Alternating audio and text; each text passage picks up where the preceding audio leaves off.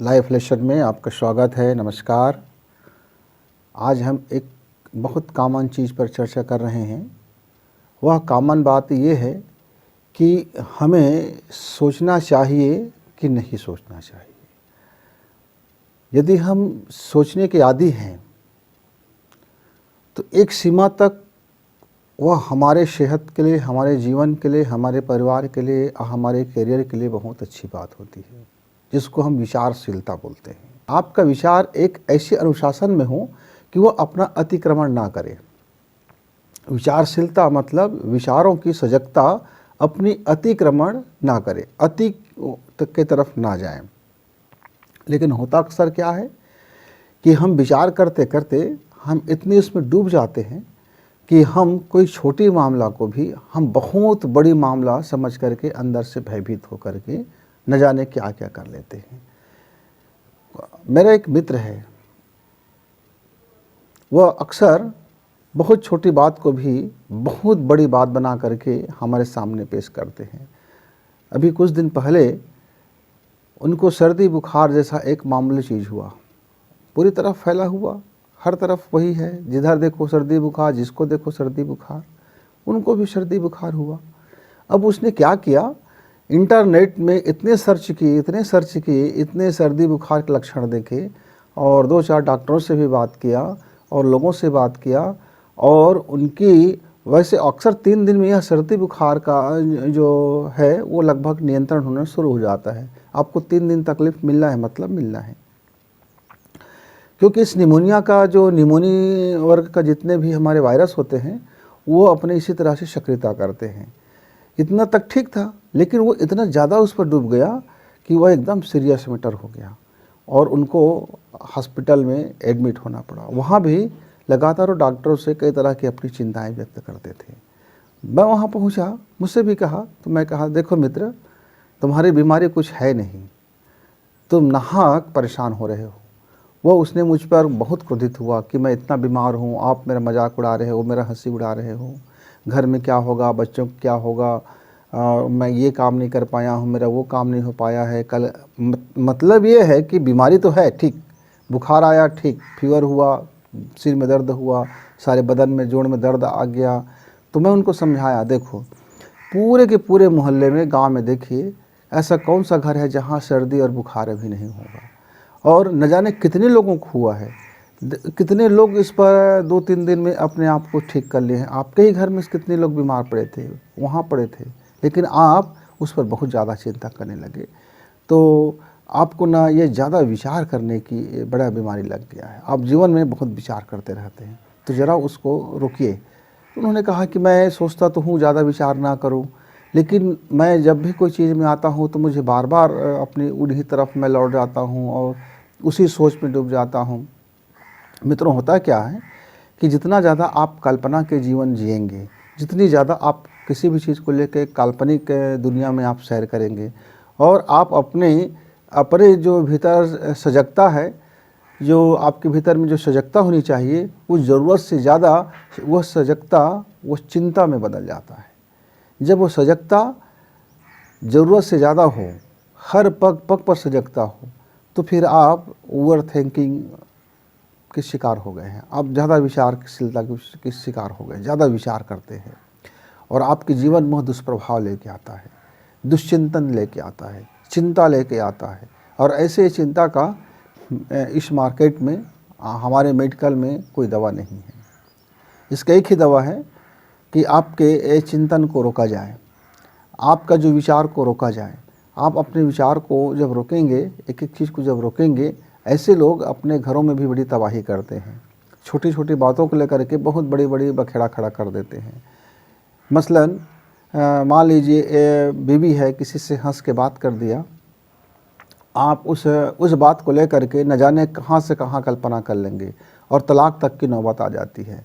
और आपका पति है, आपका पति फ़ोन से किसी से बढ़िया हंस के बात कर लिया और आपको वो फ़ोन नंबर नहीं दिखाया या उनका नहीं बताया, और आप कहीं से, आप किचन से या कहीं से भी आप सुन रहे हो और आपके मन में एक बात उठ गया और आप सोचने लग गए, इतने सोचने लग गए कि आपका दाम्पत्य जीवन बिखर गया।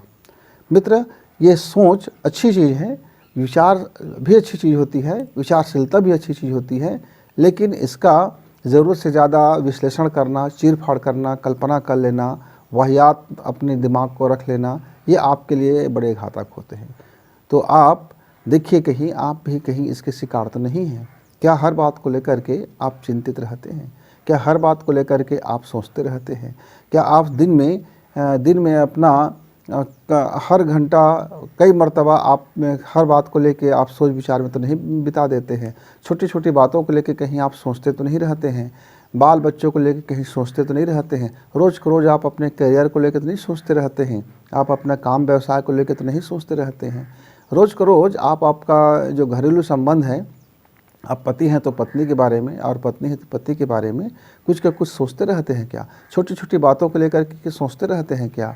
मसलन कि आज उन्होंने आपको घर से निकलते समय बाय नहीं कहा, आते समय हेलो नहीं कहा, आपसे आप जो सामान बोले थे वो मार्केट से लाना भूल गया, या वो कहीं गए और आपसे बात नहीं किया, आपने फ़ोन किया वो फ़ोन नहीं उठाया, और आपने जो उनको कुछ बातें बोल रखा था वो शायद नहीं गया। आप ऐसे छोटे छोटे बातों को लेकर के क्या आप उसको शिकायत करते रहते हैं क्या? सोचते रहते हैं क्या? और खाली दिमाग शैतान के घर, खाली दिमाग शैतान के घर। मित्र, जो भी ज़्यादा सोचने वाले हमारे मित्र होते हैं, वे दिखने में बड़े सभ्य होते हैं, सुशील होते हैं। उनकी सभ्यता और उनकी सुशीलता और उनकी मृदुवाणी तो ऐसा लगता है कि यह बहुत समझदार व्यक्ति है। समझदार तो है, पर दाल में हम बहुत ज़्यादा नमक डाल दें तो वह दाल हमारे काम का नहीं रह जाता। आपका दाल गलता नहीं है, आप बल्कि दाल में नमक नहीं बल्कि नमक में दाल मिला रहे होते हैं। तो ज़्यादा विचारशीलता नमक में दाल मिलाना है, जबकि विचारशीलता दाल में नमक मिलाना है। यानी कि आपका आज जो काम नया कर रहे हैं तो उसके बारे में सोच लीजिए, मूल्यांकन कर लीजिए, विश्लेषण कर लीजिए, उसके लाभ हानि के बारे में एक बार सोच लीजिए, एक बार आप डायग्राम बना लीजिए, दिलो दिमाग में रख लीजिए, फिर उसके बारे में बार बार सोचने की ज़रूरत नहीं है। क्या है, संबंधों के बारे में भी आप छोटी छोटी बातों को लेकर के मत सोचिए। हाँ, आपको कुछ बोलना है तो बोल दीजिए, थोड़ी बात है बोल दीजिए, दिमाग से निकाल दीजिए। लेकिन मित्र, हमारे मित्र बताते हैं कि मैं कितने बार कोशिश किया कि मैं ना सोचूं, लेकिन मैं हर बार कुछ न कुछ ऐसे उटपटांग सोचने लग जाता हूं और अपने जीवन में बड़ा बखेड़ा हो जाता है। मित्र, इसके लिए क्या करना होगा? आप देखेंगे छोटी छोटी बातों जो हमने बताया, ऐसे चीज़ों पर आप यदि सोचते हैं तो आप सावधान हो जाइए। आप सावधान हो जाइए, क्योंकि यह आपके लिए बड़ी घातक है। ऐसे व्यक्ति हमेशा पित्त के शिकार हो जाते हैं। पित्त इनका हमेशा बड़ा रहता है। ये हमेशा इनके शरीर में वायु का विकृत प्रकोप रहता है। ये लगभग इनको आप समझ लीजिए, बात बात पर ये थोड़ा सा तुनक मिजाज हो जाते हैं। इनके अंदर में भीतर में बड़ी एक गर्मी रहता है, वो बढ़ जाता है। और क्या हो जाता है, और ये हो जाता है कि उनकी हाजमे की शक्ति भी चली जाती है। क्यों? लगातार दुश्चिंतन होने के कारण, लगातार चिंता होने के कारण हमारा जठर रस हमारे हाजमा शक्ति को ख़राब कर देता है, और इस तरह से हमारा दिमाग भी ख़राब हो जाता है, और हमारे मस्तिष्क में, हमारे सिर में, हमारे ब्रेन में एक तरह की माइग्रेन को भी जन्म ले लेता है, और रात में हम बड़े उटपटांग सपने देखते रहते हैं। क्योंकि हमने दिन में सोचा है ना, ज़्यादा सोचा है, ज़रूरत ज़्यादा हमने चीर-फाड़ कर दिया है, ज़रूरत ज़्यादा हमने विश्लेषण कर दिया है। आपका एक छोटा सा घाव है, अब आप उस घाव के बारे में रिसर्च किए, खूब सोचे, खूब बुझे, और आपको लगने लगा वो घाव बहुत भयंकर है, कहीं कैंसर तो नहीं हो गया है, और वो घाव बहुत छोटा है, मामूली है, और आप कैंसर की भयावह तस्वीर आपके दिमाग में आ गया और आप उस पीड़ा से ग्रसित हो गए। वो घाव तो ठीक हो जाएगा, पर वो आपका पीड़ा ठीक नहीं होगा। समय तो ठीक हो जाएगा, लेकिन वह समय फिर आपका सुकून नहीं मिलेगा। मित्र, तो इससे बचने का बहुत सरल से सटीक से उपाय है कि आप अपने भीतर में झांकें। हम भीतर में झांकें और क्या करें? दर्पण योग करें। दर्पण योग क्या करना है? दर्पण योग बिल्कुल समान से चीज़ें हैं कि मैं जैसे आपको देख रहा हूँ, ऐसे ही आप सामने में दर्पण रखिए।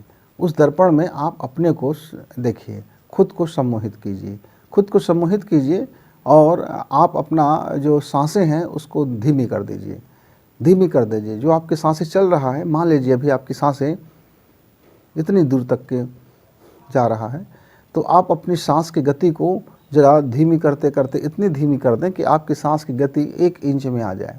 जब 1 इंच में आपकी सांस लेने और छोड़ने की गति आ जाएगा, तो आपका जो ओवर थिंकिंग है वो समाप्त हो जाएगा।